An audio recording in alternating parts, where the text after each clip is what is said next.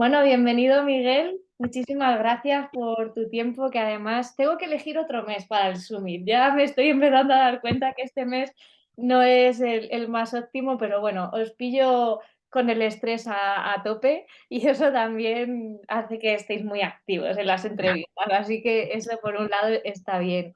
Miguel, tú eres, vamos, la verdad es que todas las personas que venís a las entrevistas tenéis unas formaciones que digo, madre mía, yo creo que llevan viviendo muchos más años de los que realmente dicen. Pero eres psicólogo deportivo, por supuesto, que va a ser la faceta que un poquito más vamos a hablar hoy. Ujú, También tienes una amplia formación y experiencia en el campo de la psicooncología ujú, y además eres profe e investigador, profesor ujú. tanto de grado, ¿no? en la UAM como a nivel de psicología deportiva en varios másteres y luego trabajas tienes también toda esa versión de investigador en el alto rendimiento, el trabajo con equipos, con clubes, con deportistas individuales, o sea que tocas todos los palos. Tienes tu cabeza. Sería súper interesante poder ver cómo funciona y cómo integras todos esos yoes, ¿no? El yo formador, el yo psicólogo más de individual y el investigador. Así que bueno, me encanta tenerte aquí porque creo que nos vas a contar cosas súper interesantes sobre el miedo y bueno, pues eso, muchísimas gracias. Gracias a ti, Carla. Gracias por invitarme. Ya sabes que siempre intento sacar un hueco para propuestas como esta, que son tan interesantes y tan motivadoras para nosotros psicólogos, pero también para la gente que está interesada en el tema y que no necesariamente tiene que ser psicólogo, sino que tienen interés por cómo aplicar la psicología al deporte. Así que yo feliz de sacar un huequito para este tipo de intervenciones. Genial. Pues yo te lanzo primero una pregunta que es súper abierta para que tú también lleves la conversación un poco por donde quieras. Ahora mismo el ámbito en el que estás más metido en psicología de alto rendimiento es la escalada, deporte que ha experimentado un gran auge a favor, ¿no? Eso siempre es bueno, luego habrá que ir regulando cómo se lleva a cabo ese auge para que no se pierdan ciertos valores o seguridad y todo esto, pero bueno, genial y además creo, si no me equivoco, que gran auge también entre el público femenino, que siempre es algo que tenemos ahí como cómo fomentar, ¿no? el deporte entre las mujeres, así que eso es genial. ¿Cómo ves tú la psicología deportiva y en concreto la emoción del miedo de la que estamos hablando hoy en la escalada en concreto y bueno, si quieres también en otro deporte, pero bueno, la escalada nos interesa mucho. Vale, sí, hoy nos vamos a centrar en la escalada, que ya sabes que es una de mis pasiones, sin duda. Trabajo en otros ámbitos y he trabajado, pero sobre todo a nivel de investigación, de formación y luego ya en el trabajo diario. Bueno, Ujú, yo pertenezco a un equipo, luego hablaremos ya también de eso, pero llevo bastantes años investigando, incluso, como bien has dicho, antes de que hubiese esa explosión y ese auge, ujú, ¿no? Sobre todo después de las Olimpiadas y tener a Alberto Ginés como medalla de oro olímpica. Llevábamos ya unos pocos, muy pocos, pero unos cuantos psicólogos investigando y formando y trabajando con deportistas porque veíamos que en España hay una ujú. potencia desde hace mucho tiempo. Pero claro, como no estaba profesionalizado, Claro. realmente profesionalizado el deporte, como que estaba soterrado, ¿no? Pero hemos ido viendo a lo largo de los años y los años que había una tendencia a más. Y como dices tú bien, además, en los últimos años basta con ver los datos en las federaciones para ver el auge que ha habido, además, especialmente entre mujeres, Qué que es bueno. enorme. Eso es genial porque si, además los datos están ahí, basta con que la gente vaya a las federaciones y vea los números, cómo hemos incrementado el número de participantes a nivel federativo, hasta el punto de que si hacemos una comparación, quitamos de en medio a aquellos que están obligados a estar federados, como Ujú. armas, ¿no? Tienen que tener licencia de armas, o en golf, estamos a la par que en baloncesto, solo por encima del fútbol. Y en mujeres todavía el auge es mayor. La tendencia es que todavía se están aproximando más a este deporte, lo cual es estupendo, Qué ¿no? guay. Y Es- cada vez en edades, tanto por abajo como por arriba, más diversas, ¿no? Que eso también es una exacto. muy buena noticia. La noticia es increíble porque no solo empiezan antes, lo cual que para nosotros para trabajar, si queremos Ujú, trabajar en alto rendimiento y estamos especializados en detección de talentos, ¿no? Que es una de las cosas que más me interesa a mí, pues podemos barruntar a aquellos que van a tener más posibilidades de llegar, ¿no? Trabajando de una forma inter y multidisciplinar, podemos empezar a verlo, ¿no? Desde pequeños clubes, en las federaciones o ya en equipos. Eso es muy interesante. Pero lo bonito, de verdad, es que hay gente que se está apuntando pasada la treintena, ¿no? Sí, Y gente de más de 40 años, como es el caso, que seguimos practicando, o que de repente hay gente que se aproxima más a este deporte. Y aquí enlazo con lo que queremos trabajar porque empiezan a ver que ese miedo que puede haber si se trabaja de una forma real y una forma acompañada y no jugamos tanto con el ensayo-error, sino que nos acompañamos de técnicos deportivos, de una formación reglada, ahora que está tan de moda, gracias al cielo, es de las pocas cosas que nos ha traído bien para bien la pandemia, es que la gente se ha dado cuenta de la importancia de la salud mental. Y las tecnologías que han puesto alrededor nuestro ujú, para trabajar durante pandemia, las utilizamos incluso ahora en terapia a distancia, porque funcionan y porque la gente ya lo cree, ¿no? Ese primer paso para romper el miedo es que la gente crea que se puede trabajar y que total. incluso se puede trabajar a distancia y de forma arreglada. Esa es la primera barrera que hay que romper. Por eso hace que la gente se aproxime más a este deporte, ¿no? Rompemos tabúes sobre deportes que aparentemente pueden ser de riesgo o no, depende de las condiciones. Les Ujú, dotamos de unas herramientas, ya sea presenciales o telemáticas, para trabajarlo y genera un interés para acercarse al deporte. Claro, hace un efecto llamada. claro, ¿Cuál es el problema aquí? Que tiene unas cosas muy buenas, pero que tanto efecto llamada al final puede ser peligroso si no estás bien acompañado y te encuentras con que estás realizando una práctica deportiva sin tener un nivel ujú, básico, y te puedes enfrentar a situaciones de estrés sí. que no esperabas. Y ahí es donde surge el miedo, ¿no? Donde surge el miedo y donde no sé si tienes tú también esa percepción, Miguel, pero yo sobre todo empecé un poco en el campo de la escalada, tanto deportivo como psicóloga interesándome y tal. Lo que pasa que luego con el nacimiento de mi hija nos fuimos hacia la bici de montaña, hacia el enduro, el descenso y ahora, bueno, estoy compaginando un poco las dos a nivel totalmente amateur por la pasión y porque las puedo compartir con Gabriela. Entonces eso también es maravilloso. Como instructora de mountain bike me fui dando cuenta de que en nuestra sociedad, no sé si es una cosa de España, tú que tienes también más perspectiva internacional, tenemos mucho la cosa esta de que los miedos hay que enfrentarlos por huevos. Y claro, la gente me dice, no, Carla, pero es que a mí me han dicho que los miedos hay que enfrentarlos y yo creo que va un poco enlazado a lo que tú dices. Sí, sí, sí hay que enfrentar los miedos, pero hay que enfrentarlos adecuadamente, porque si no eso se te va enganchando, se va haciendo bola y desentrañar esa bola luego es un poquito más difícil que hacerlo pasito por pasito, ¿no? En unas condiciones óptimas y con lo que decías, un buen acompañamiento, no exponerte a situaciones que inicialmente a lo mejor no estás preparada o preparado.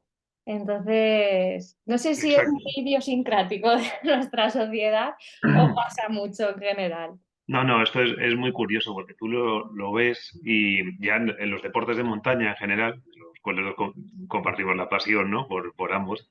Yo soy un apasionado también de la bici de montaña, pero bueno, eso lo hablamos en otro momento también. Si sales de España y tú, por ejemplo, vas a practicar escalada o hacer montañismo, trail running o hacer BTT también, lo primero que hacen a lo mejor en países como en Francia, en Austria o en Suiza es llamar a un experto, Claro. ¿no? ¿Para qué están los guías? Para contratarlos, para que te acompañen y para disfrutar de esa experiencia. En España, que hemos ido más tradicionalmente, pues me voy yo al monte y a ver qué pasa. A ver qué pasa. ¿Qué es lo que pasa? Que a nivel de psicología básica del aprendizaje, claro, estamos generando unas rutas de aprendizaje por ensayo-error. Ujú, Y el problema está en que esos errores se pueden pagar caros, no por una lesión que en el peor de los casos puede ser, sino qué aprendizaje estamos haciendo, porque aquellos aprendizajes que empezamos a realizar a nivel muy básico generan una ruta de conductas que al final el estímulo-respuesta, la respuesta más aprendida es la que vas a elicitar antes, con la que vas a responder. Claro, si no ha sido bien aprendida, la respuesta no va a ser adaptativa. ¿Qué vas a hacer? Pues no, no realizar la respuesta que deberías en ese momento y ahí es cuando pueden entrar las emociones, ¿no? Porque si no controlo bien lo que está pasando, el contexto y las demandas del contexto son mayores a mis capacidades, pero no me he expuesto correctamente, al final la elicitación de mi respuesta no va a ser adaptativa, sino que te va a tender a que sobrevivas, que es con lo que trabajamos el miedo. ¿no? claro, El miedo lo que nos está diciendo es, atento, está pasando algo. No es malo. De hecho, sin miedo estaríamos todos muertos. Todos saltaríamos de los precipicios, meteríamos la mano en el fuego, nos enfrentaríamos al león al salir de la caverna. No, total.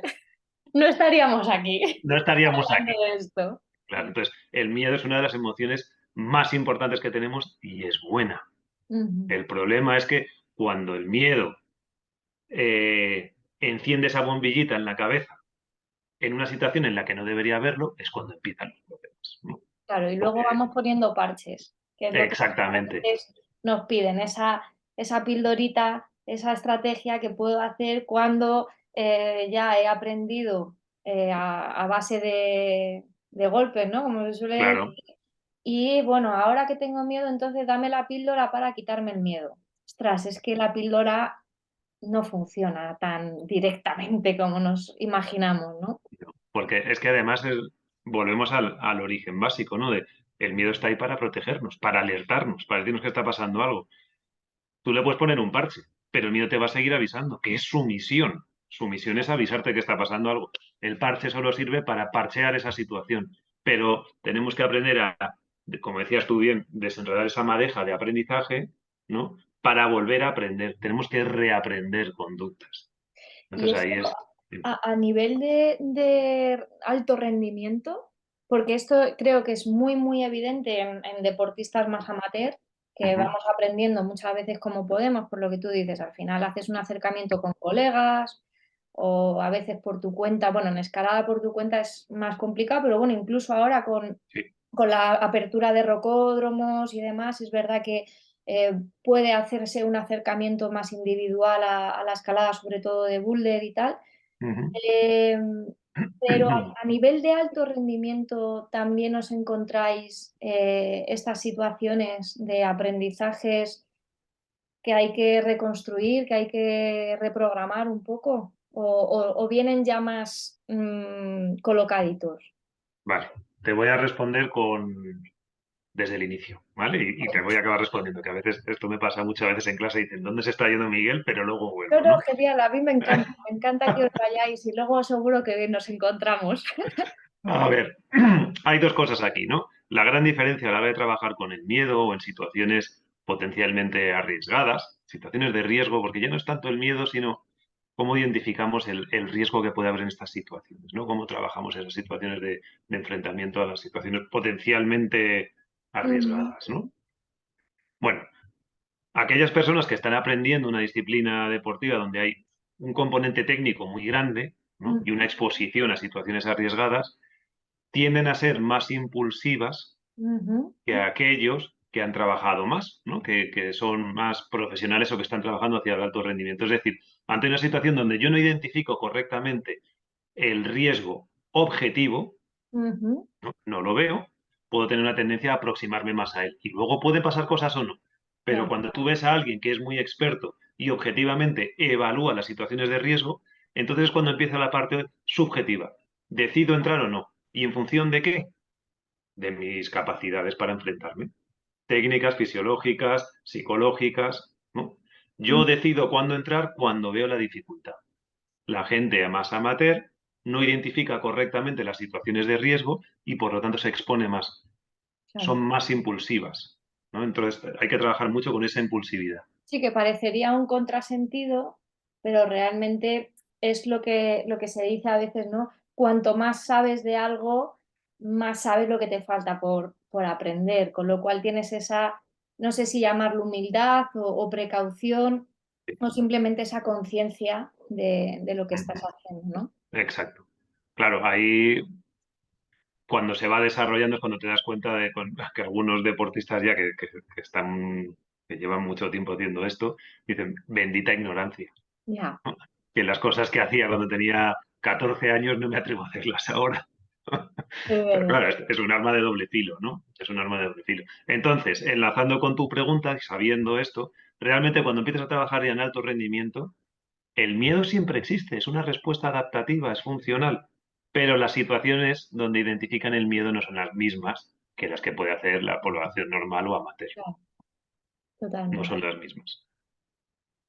Y me imagino que ahí también hay mucho trabajo, corrígeme si me equivoco, de toda la parte que también sustenta lo que tú estabas diciendo, ¿no? De la identificación de esas capacidades personales para enfrentarme al reto que se me pone delante, que con los deportistas de alto rendimiento que sean muy conscientes, ¿no? De esa parte suya, de que tienen esas capacidades, que las reconozcan, que las valoren, toda esa autoestima, esa autoeficacia, que se perciban como realmente son, que no sé si siempre lo tienen claro o hay un perfil también un poquito de que hay que empujarles un poquillo, ¿no?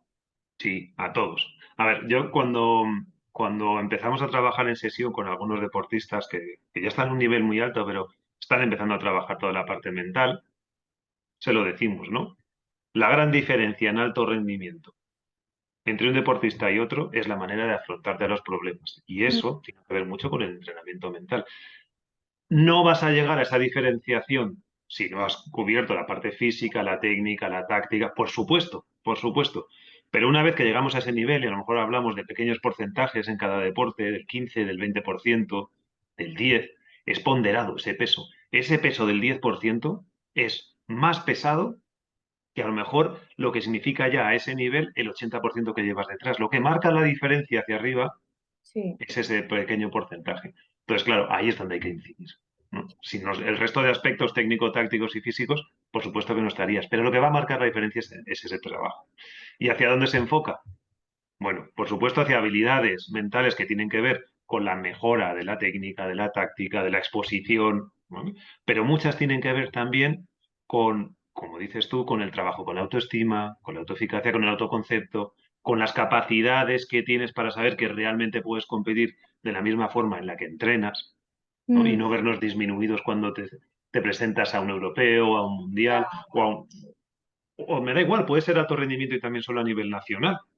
Pero claro, en cuanto empiezan los factores que no has entrenado previamente, como de que la influencia del público, ujú, de los seleccionadores, del resto de competidores, hacia dónde enfocas tu atención, hacia el qué dirán, al sentir que te están mirando, o mm, hacia la propia tarea, ¿no?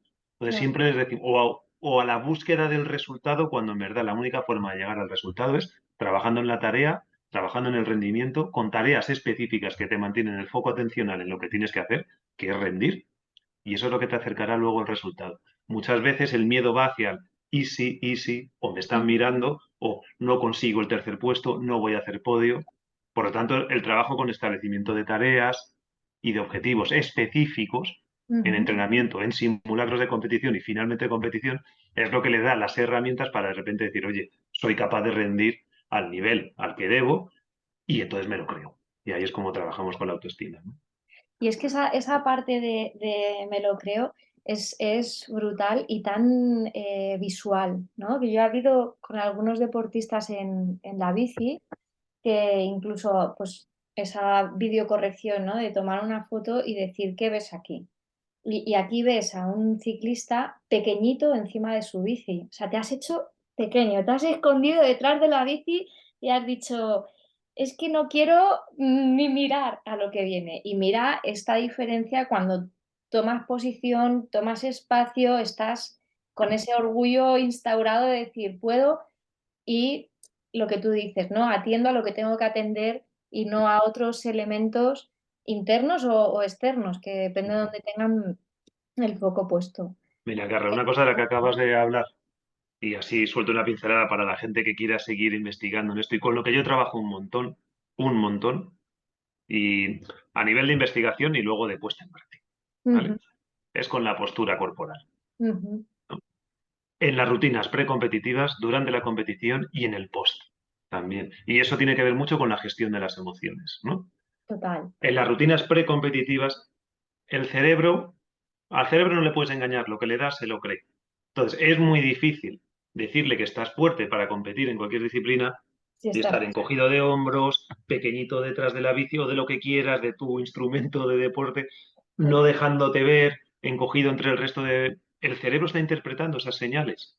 Ujú, Entonces, aunque tú estés nervioso o nerviosa, aunque la situación demande mucha atención y ese día estés estresado, o que sea, mantén una buena postura corporal, porque eso le está dando señales al cerebro de, oye, pese a todo, estoy preparado, ujú, ¿no? claro. Entonces, tener unas buenas rutinas precompetitivas donde mostramos bien quiénes somos, que estamos preparados, eso está ayudando al cerebro a decir, oye, vale, estás aquí, ¿no? Claro. No te estoy añadiendo nada. Lo de fuera está y eso no lo podemos evitar, pero la percepción que yo estoy teniendo de mí misma o de mí mismo es de estoy entero, ¿no? Estoy Exacto. Pero es con que la hasta con, fuerza montada. claro, pero es que hasta lo hemos visto, hay estudios muy interesantes donde con neuroimagen, ¿no? Y con cámaras de calor incluso estamos viendo que una postura correcta está ayudando a ser más eficaz en el desarrollo de tu actividad. Entonces, vamos a trabajarlo, ¿no? Y eso también estratégicamente lo recibe el resto. Bueno, esta Ujú. persona, esta chica, este chico, vienen muy fuertes hoy, están preparados. Cuidado que viene, ¿no? Sí, sí, sí. Pues a nivel estratégico también es importante. Luego, durante el desarrollo de la rutina deportiva, para saber resetear cuando las cosas van mal, hacerla siempre desde una buena postura corporal, hace que mitiguemos las emociones, ¿no? Que no nos secuestren emocionalmente, porque estamos preparados. Y luego, cuando ha acabado la actividad, al final, tenemos que tener derecho a soltar esa emoción siempre, yo se lo digo, y generamos pautas de trabajo. Sueltas la emoción en un periodo muy corto, porque si sabemos algo de las emociones es que duran un espacio de tiempo y luego empiezan a apagarse, es como una cerilla. Ujú. Cuando tú regulas bien ese momento, entonces es cuando entra la fase de análisis. No he hecho bien esto sí lo he Ujú. hecho bien, me siento así, me siento así, pero nunca hay que analizar desde la emoción, porque te secuestra. Entonces, ahí ya lo que estamos haciendo en paralelo es trabajar con ellos estrategias de autorregulación emocional, Qué ¿no? bueno. Soltamos la emoción, analizamos el porqué y decidimos si seguir compitiendo o descansamos. Por lo tanto, empezamos a regular ahí ya el nivel de activación y la preparación nuevamente para la nueva rutina. Y es que esto además, Miguel, es que es para la vida. O sea, esto estamos hablando de alto rendimiento y deportistas que les sirve para su carrera profesional, pero que cuando las personas empiezan a aplicarlo en su propia realidad, aunque sea en el deporte, que parte del deporte, luego te lo llevan a su trabajo, se lo llevan a su casa, se lo llevan a su entorno social y es cuando realmente empiezas a ver esa toma de control porque claro, yo a veces digo, es que no, ¿por qué tenemos tanto miedo, en este caso, a tener miedo o a sentirnos tristes o en otras emociones, ¿no? Ujú. Que no tenemos esa capacidad de autorregulación emocional. Entonces creemos que en el momento en el que salte esa chispa, me voy a descontrolar y ya nunca más voy a volver a tomar el control de la máquina, ¿no? Esto ya va a ser Claro, un claro. control automático.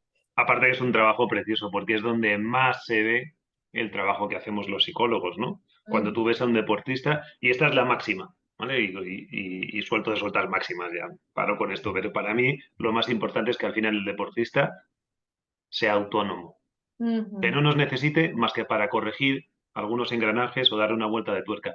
El fin último que tiene que tener un psicólogo del deporte es no ser tan intervencionista, no apadrinar, no abrazar tanto, es te doy las herramientas, tú eres autónomo, Y ahora bueno. ejecuta. Cuando necesites regular un poquito más, pues vienes y ajustamos un par de tuercas, pero nuestro fin al final es no dependas de mí. Somos un poco Mary Poppins al final.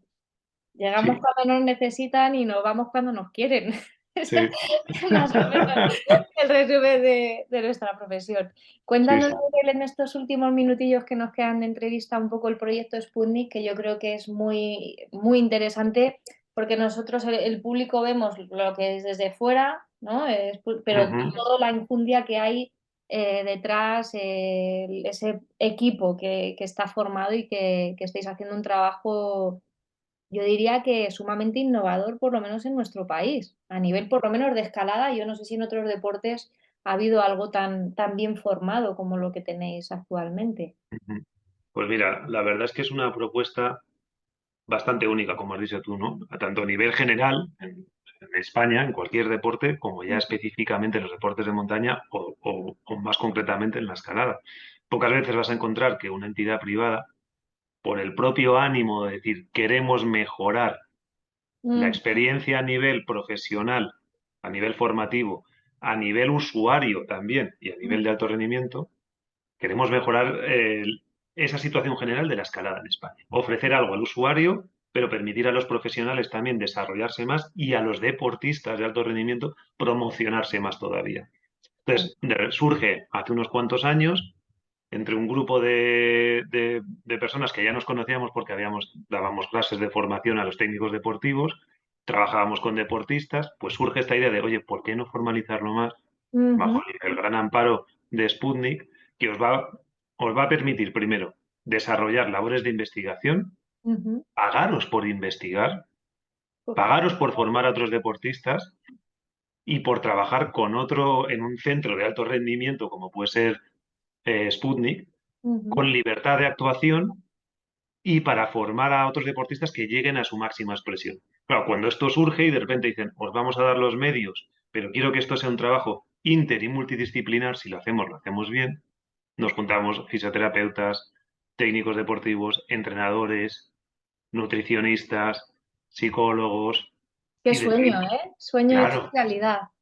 es el sueño no de cualquier psicólogo, sino de cualquier persona que se quiera dedicar al alto rendimiento, Mm. ¿no? Que te den los medios y encima te digan que todavía va a ir a más, que queremos que trabajéis a gusto y que desarrolléis vuestra práctica como profesionales del deporte al máximo nivel que podáis, claro, esto es un sueño hecho de realidad.